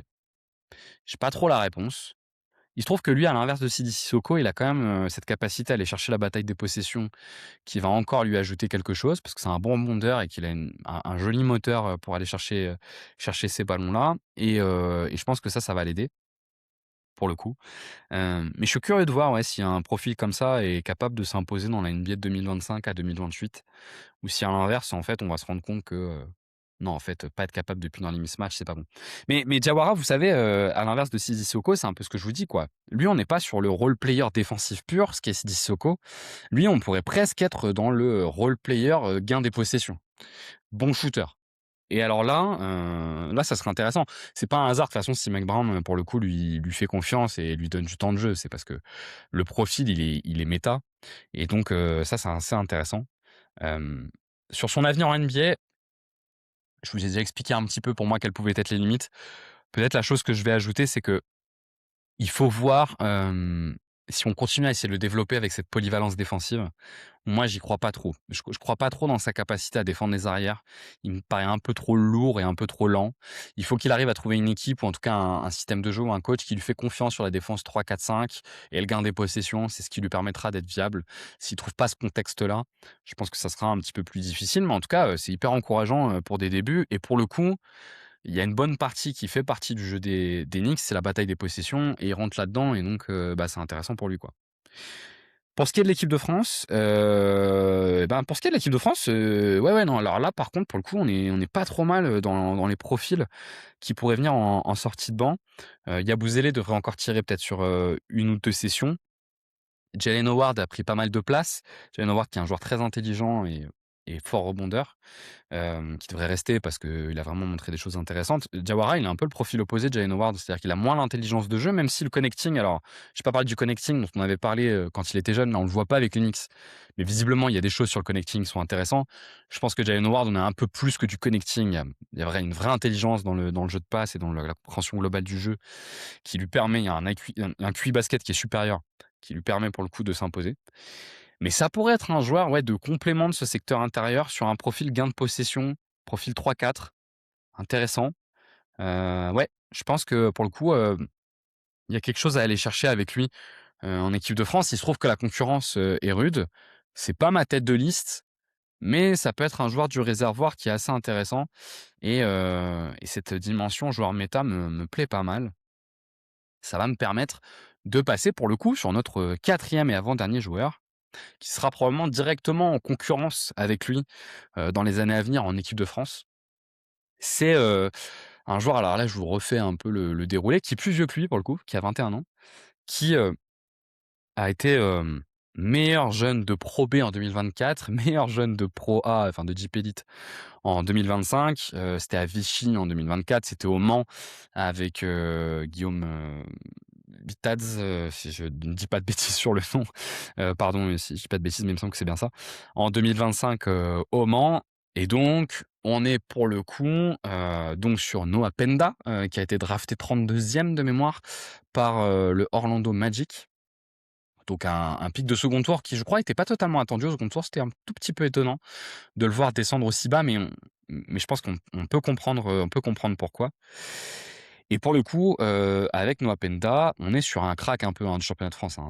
Soyons clairs, là, pour le coup, il fait plutôt partie des cracks, qu'on a réussi à envoyer. Et le profil de Noah Penda est un profil, c'est un profil pas simple, à caler et c'est sans doute pour ça qu'il est arrivé 32e. Les choses qui étaient notables quand on le voyait, jouer, c'est sa puissance physique qui est couplée à un moteur, assez impressionnant.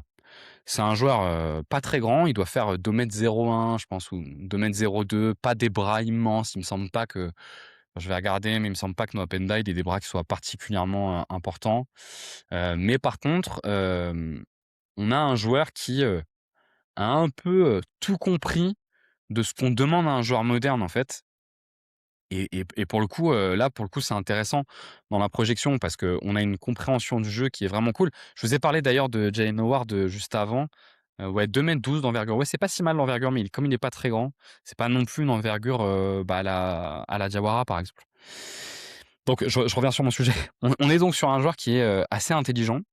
On avait vu quand même une capacité de playmaking qui était vraiment cool et sur la défense, on savait pas trop parce que on est à la fois sur un joueur pas très grand qui manquait un peu de mobilité, mais on avait senti quand même une vraie intelligence, dans les aides qui, pour le coup, devait lui permettre, d'exister. Et en fait, ce qui était compliqué avec Penda, c'est que on avait un combo taille-mobilité qui est pas hyper, cool, en fait. Il est pas spécialement grand, pas hyper mobile et ces profils-là, la NBA, elle aime pas trop. Et pour le coup, en plus, ça se cumule avec une création de tir qui est assez faible parce que son tir à 3 points a rien de dingue et il a pas non plus un dribble spécialement, intéressant. Mais ce qui fait la différence, avec Noah Penda, c'est un peu en lien avec l'article dont je vous ai parlé au tout début au tout début de l'épisode, mais c'est que c'est un joueur hyper intelligent, en fait. Et c'est un joueur qui, pour le coup, va cocher toutes les autres cases, donc un profil de connecteur, hyper intéressant parce que, on sent que, on est sur un joueur qui a une intelligence de jeu qui est supérieure à la moyenne et donc on a essayé de voir si ça se traduisait. Alors il a commencé à apparaître, fin novembre, doucement dans cet effectif du Magic, qui est pas un effectif simple pour lui parce qu'il a un vrai problème, c'est que sur son poste, il y a quand même pas mal de monde. Parce que sur un joueur qui joue poste 3-4, arriver dans un effectif où on a à la fois Wagner et Banchero qui sont un peu lock, c'est les 2 joueurs avec le plus gros temps de jeu de l'effectif. On a poste 4, alors il alterne un peu entre des moments il est intéressant, des moments il est moins, mais il y a quand même Jonathan Isaac qui est encore sur un contrat à 13-14 millions l'année et qui est un joueur, défensivement supérieur. On peut aussi presque compter Tristan da Silva d'ailleurs, hein, qui a un temps de jeu intéressant, qui peut jouer un peu sur ses postes à lui. Et donc il s'est retrouvé dans un contexte qui lui était pas favorable et qui était un peu bouché. Mais il a commencé à avoir des premières apparitions, pour le coup, en novembre et on a vu qu'on était sur un joueur qui a été capable d'avoir un apport tout de suite, notamment dans une équipe qui cherche en fait à jouer les playoffs.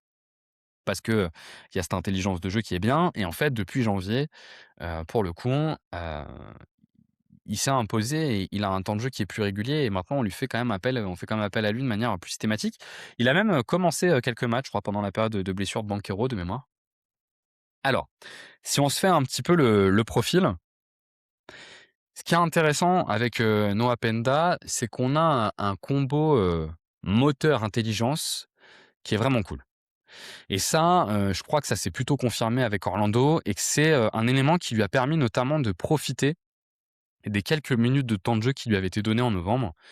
C'est que, on a un joueur qui a une très bonne compréhension des aides défensives et il est capable en plus derrière de le transitionner vers de la course en contre-attaque pour aller au cercle, enfin pour en tout cas se positionner en attaque, un peu de connecting dans les transitions et déjà quand vous avez un joueur qui comprend les rotations défensives dans un effectif qui est déjà hyper défensif et où c'est un peu la condition pour jouer et qui derrière est capable de se mettre en place assez vite et de comprendre les opportunités que créent ces actions de semi-transition, bah ça vous fait vite gagner des minutes en fait et il a vraiment gagné des minutes avec ça. Il se trouve qu'en plus, c'est un joueur qui demi-terrain. Alors, je sais pas si vous allez comprendre ce que je vais essayer de vous expliquer, mais je crois que c'est pas si compliqué que ça. En fait, a des intentions qui sont hyper modernes. Moi, ce que j'aime avec Noah Penda, c'est vraiment que ses intentions de jeu sont super modernes. C'est quoi ce que j'appelle des intentions modernes? C'est, l'attaque des intervalles quand il s'ouvre à lui. Je vous invite à aller lire l'article de Jasper, sur le site d'Envergure sur le site, pardon, pas de Envergure, sur le site de Symbiose, sur, la façon dont il faut penser le spacing plus comme quelque chose qui est en mouvement que quelque chose qui est à l'arrêt. Et Noah Penda, il a cette très bonne compréhension du spacing en mouvement qui fait que quand une opportunité de cut, par exemple, s'ouvre ou l'opportunité de prendre une position sous le cercle pour profiter de son avantage physique parce qu'il a un mismatch, il arrive à les reconnaître et à les mobiliser. Ce qui lui permet effectivement d'avoir des intentions qui sont, très modernes. Autre élément, son agressivité sur le rebond offensif. Qui pour le coup, là encore, il vient cocher des cases qui sont importantes en fait, à son niveau-là et globalement, il a une capacité à comprendre l'importance de la bataille des possessions, qui est hyper intéressante. Enfin, je vous invite à aller regarder, les stats sur cleaning de glace, mais quand vous êtes sur, des stats défensives et de rebond, alors on est sur des volumes, autour des 500 minutes. Bah, en fait, tous les indicateurs, ils sont super cool, quoi. Capacité à aller au rebond offensif 98e pourcentile, capacité à aller au rebond défensif 91e pourcentile, même chose sur les lancers francs, bloc, percentage 90e pourcentile, steal percentage 66e pourcentile sur les postes d'ailier. Il a vraiment en fait, cette capacité à comprendre les intentions du jeu moderne et à cocher toutes ces cases-là. Qui font, que ça le rend viable en fait et que c'est comme ça qu'il s'est imposé et en plus, comme il a cette intelligence, de jeu, dans la continuité de ce besoin d'être un joueur moderne et ben, justement, son playmaking et son aspect connecting lui permettent d'être un joueur de continuité. Là où je vous l'expliquais avec Nolan Traoré, un peu sur les premiers pas de Nolan Traoré, c'était un peu difficile là-dessus. Pour Noah Penda, ça me paraît pas être une difficulté. Il a une vraie capacité à jouer en continuité des actions. Et là encore, quand vous êtes dans une équipe qui cherche à gagner des matchs, si vous n'êtes pas un joueur de continuité, bah, vous allez avoir en fait énormément de mal à gratter du temps de jeu. Et pour le coup, lui, il l'a complètement quoi. Et donc ça, c'est vraiment, vraiment, vraiment chouette. Défensivement, il s'y retrouve pas mal en plus, là, c'est un aspect un peu connexe, mais il s'y retrouve pas mal, sur, cette défense un peu de switch all, qui cherche à pas faire trop d'aide, mais plutôt à tenir les duels. Et c'est vrai que sa puissance lui permet de tenir plutôt pas trop mal, pardon. Je suis un peu inquiet sur la défense des petits. Je pense qu'un joueur sur une défense qui serait trop en switch all, il pourrait se faire punir sur les petits, mais il est dans un effectif qui aide tellement dans les bons timings et au bon moment que pour l'instant ça se voit pas trop. Sur les choses qui me plaisent moins, bah, effectivement, le tir, il est pas ouf. Effectivement, le tir est pas ouf et quand vous êtes un joueur, comme ça, si le tir est pas ouf, c'est toujours embêtant et l'accession au cercle, elle y est pas, quoi. Il y a une accession au cercle sans ballon qui est intéressante, mais il est pas capable par le dribble d'aller au cercle. Moi, je le vois pas trop. Il arrive juste à aller au cercle par une bonne compréhension des espaces, ce qui est intéressant, mais qui ne pourra que vous faire exister sur des petits volumes, en fait. Et d'ailleurs, ça se traduit, hein, sur, son efficacité au cercle. Il a 54 d'efficacité au cercle, c'est quand même très, très bas.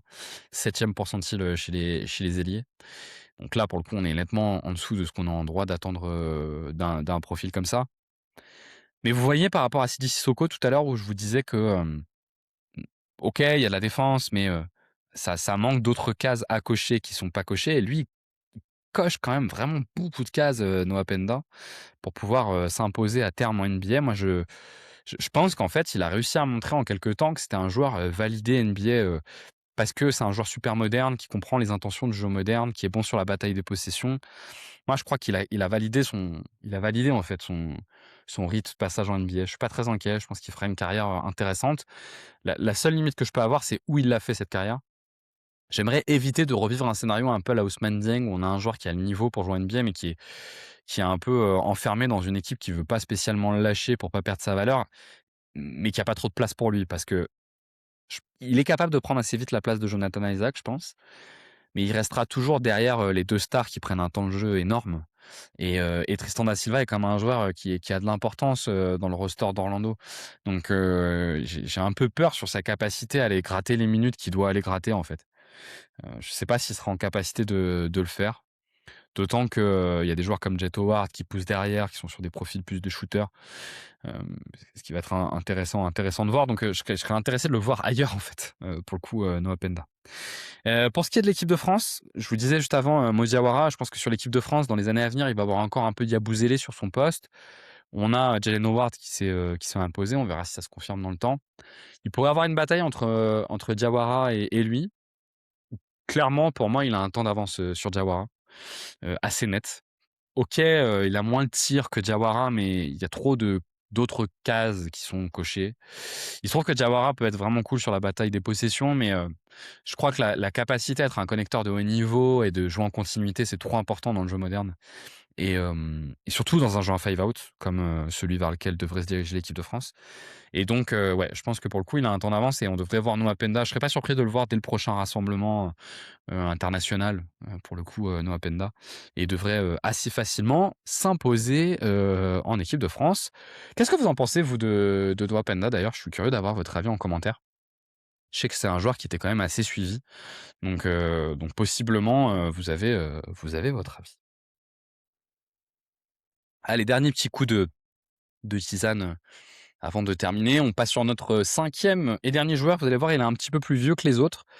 Mais je voulais vous en parler, même si on en parle assez régulièrement, enfin les médias en parlent assez régulièrement, mais parce que j'ai l'impression d'avoir des choses intéressantes à dire sur lui.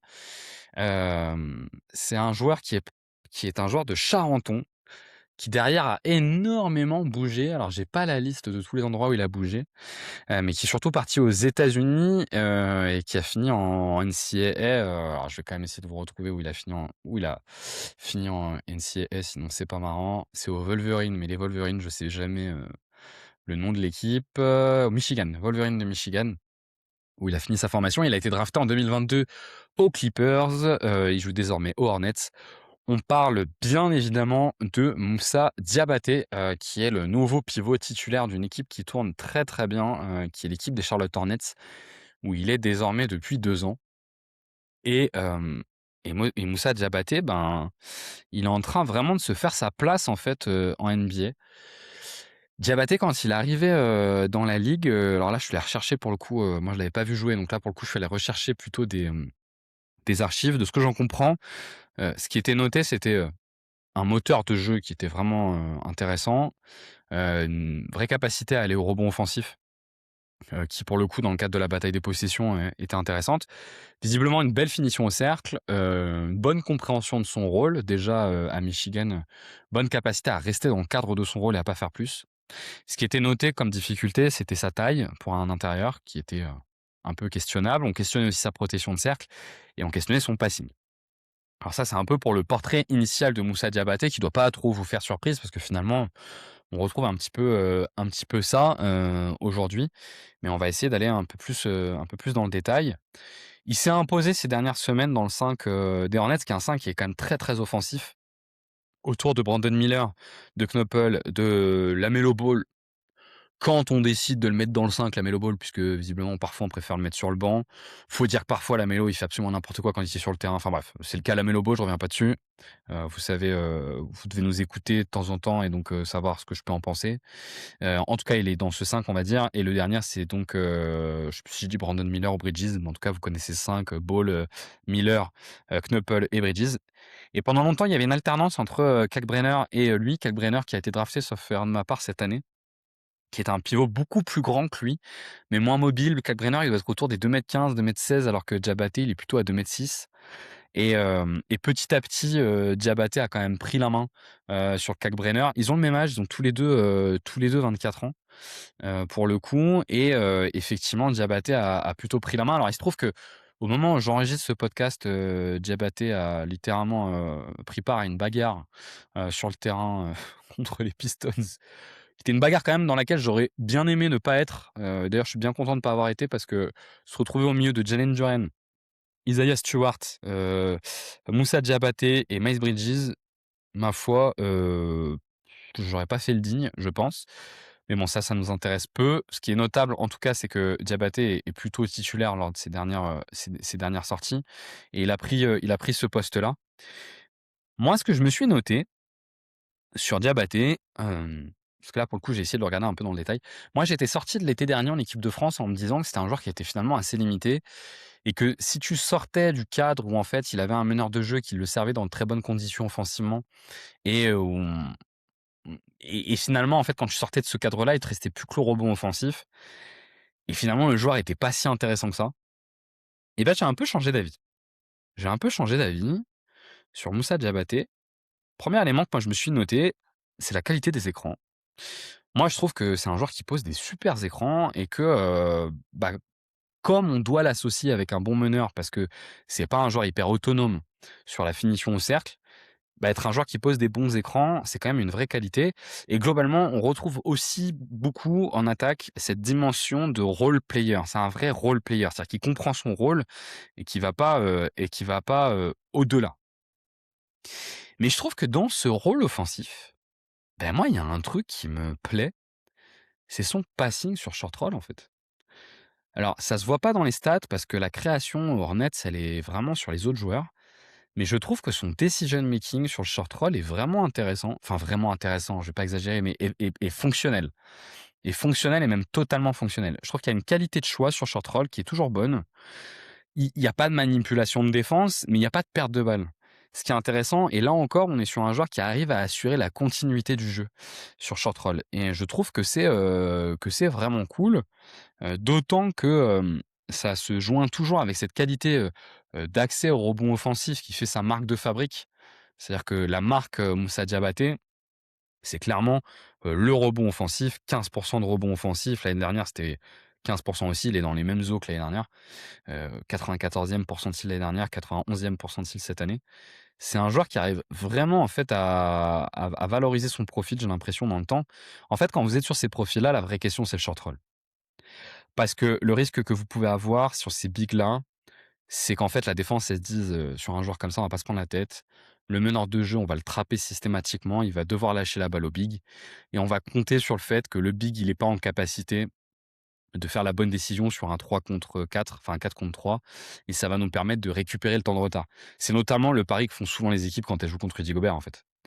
Et effectivement, moi, j'avais un peu peur de ça, avec Diabaté parce que pour le coup, la qualité de finition au cercle, ouais, s'il reçoit la balle très proche du cercle, elle est intéressante, mais il y a pas de flotteur, particulièrement À se noter, il a 43% sur les short mid. C'est quand même assez bas, il y a pas de tir à mi-distance. C'est un joueur qui doit être trouvé proche du cercle, parce que sinon son accès au cercle est assez compliqué. Mais évidemment, si vous le laissez seul, il va pouvoir poser ce dribble pour finir au cercle et là, c'est pas intéressant. Donc ce que font la défense, c'est, voilà, on trappe et on met un joueur devant lui, il fera le mauvais choix. Et bah, pour le coup, moi je trouve que c'est pas trop mal en fait, sur cette partie-là bah, donc c'est super cool quoi et ça le rend viable en attaque. Sur la partie défensive, tiens là pour le coup, moi je suis un peu plus en difficulté. Sur la partie défensive, on va le retrouver dans 2 types de séquences. Premier type de séquence, il doit défendre haut et donc il doit venir trapper, le meneur de jeu et repartir sur son joueur à lui. Ça, moi je trouve qu'il le fait pas trop mal parce qu'il a un gros moteur, il est pas très grand, 2,6 m, plutôt mobile. Il a une bonne agilité, une bonne capacité à se repérer dans l'espace, ce qui lui permet de revenir souvent, si on lui demande ça, sur son intérieur, relativement rapidement. Mais c'est une défense qui est assez peu mobilisée en NBA, on la voit un peu. C'est du soft edge, on la voit un petit peu, mais c'est quand même assez rare. Sur le hard edge, moi je le trouve intéressant, donc il faut sortir très très fort parce que pour le coup sur le switch, c'est pas parfait, on n'est pas sur un vrai joueur de switch, mais il peut tenir un petit peu un joueur, un attaquant moyen sur le switch et donc c'est intéressant. Et le dernier, c'est le drop. La défense traditionnelle maintenant de la NBA, vous le savez, c'est le drop, d'autant que les Hornets sont pas des schémas très agressifs défensifs, ils ont pas le personnel pour et donc ils se retrouvent beaucoup en drop. Et là pour le coup, bah, la défense de cercle, moi je l'aime pas trop. Moi la défense de cercle de Moussa, Diabaté, je la trouve, franchement pas ouf quoi. Et quand je dis pas ouf, quand je dis pas ouf, je suis sympa, hein, je la trouve même mauvaise, en fait, hein. Je trouve que sa défense de cercle, elle est pas très bonne. Alors, il a un block percentage qui est à 2 qui est pas trop mal, mais je trouve qu'en fait, quand on sort des contres, il y a pas grand-chose. Il y a une faible capacité à gêner l'accès au cercle. Il est assez facilement évitable, en fait, par l'attaquant adverse, notamment par les meneurs de jeu. Donc, les gros drivers se font assez plaisir contre Charlotte et arrivent beaucoup à accéder au cercle. Et je sais pas, quelle est la capacité d'un joueur, NBA aujourd'hui de 2,06 m qui accorde pas un minimum de défense proche du cercle. Là, il est dans une équipe où sincèrement, ce qui leur manque, c'est ça quoi. Ce qui leur manque, c'est un protecteur de cercle parce que l'attaque, elle fonctionne bien. Il est une partie de pourquoi cette attaque fonctionne bien. Mais il faut que les Hornets trouvent ce protecteur de cercle. Il se trouve que, Kalkbrenner, moi je trouve qu'il y a pas grand chose d'intéressant chez Kalkbrenner si ce n'est que, encore plus que Diabaté, si vous le trouvez proche du cercle, là il va vraiment finir, mais sinon on est vraiment juste sur un protecteur de cercle classique. Par exemple chez Kalkbrenner, il y a moins de passing que chez Diabaté. Donc, je suis un peu curieux de voir, comment ils vont réussir à le rendre viable. Il a un contrat qui est intéressant, qui est pas très haut. Est-ce que ça va devenir un joueur de rotation, stable autour de la quinzaine de minutes, qui va aller dans des équipes comme Houston par exemple où son profil de gain des possessions est vraiment intéressant? Ou est-ce qu'il a la capacité à aller chercher, il tourne à 25 minutes de temps de jeu cette saison. Est-ce qu'il est capable de stabiliser ces 25 minutes dans le temps? J'en doute, honnêtement.